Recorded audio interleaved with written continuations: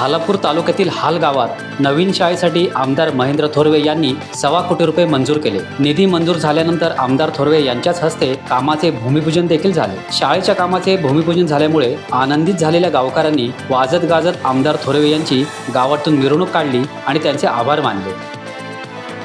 राज्याचे उद्योग मंत्री आणि रत्नागिरीचे पालकमंत्री उदय सामंत यांनी रत्नागिरीमधील सावरकर नाट्यगृह, जिजामाता उद्यान आणि शिवसृष्टीच्या कामांची पाहणी केली। रत्नागिरी नगर परिषदेच्या माध्यमातून सुरू असलेल्या कामांना निधी अजिबात कमी पडू देणार नाही असे वचन पालकमंत्र्यांनी दिले।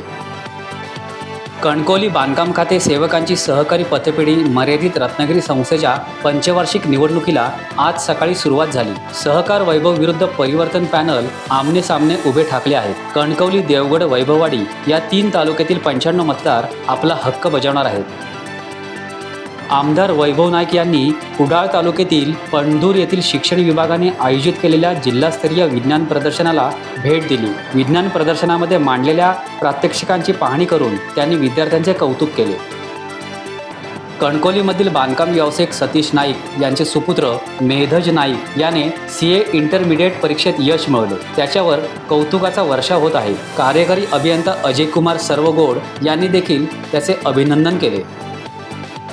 नेहमी एकमेकांवर टीका टिप्पणी करणारे उद्योगमंत्री तथा रत्नागिरीचे पालकमंत्री उदय सामंत आणि खासदार विनायक राऊत महसूलच्या स्पर्धेनिमित्ताने रत्नागिरीमध्ये एकत्र आले होते। यावेळी ठाकरे गटाचे आणि शिंदे गटाचे पदाधिकारीही उपस्थित होते। यावरून उपस्थित पदाधिकाऱ्यांपैकी कोणाला कुठल्या गटात घ्यायचे यावरून या दोन्ही नेत्यांमध्ये हास्याचे फवारे उडाले आणि त्यापाठोपाठ उपस्थित पदाधिकाऱ्यांनीही आपापल्या नेत्यांना दाद दिली।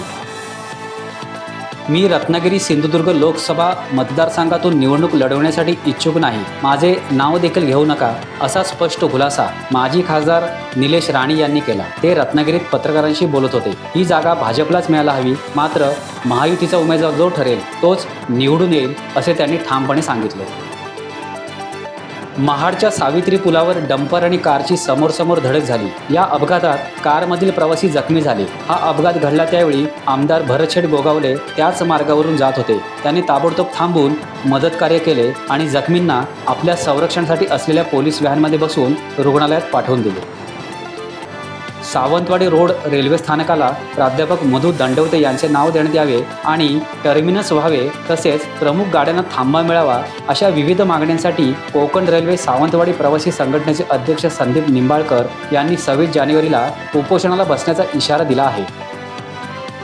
कणकवलीमधील अजगणी गावातील तारभाटवाडी टपालडुंगा मार्गे गावाच्या मुख्य रस्त्याशी जोडणारा रस्ता अतिशय खराब झाला आहे। शिवरायांच्या काळात रामगड ते सिद्धगड अशी टपाल वाहतूक याच मार्गाने होत होती, परंतु हा मार्ग पूर्णपणे उखडल्यामुळे अजगणी गावाशी संपर्क पूर्णपणे तुटला आहे। या प्रश्नाकडे प्रशासनाने आणि स्थानिक पुढाऱ्यांनी लक्ष द्यावे अशी मागणी होत आहे।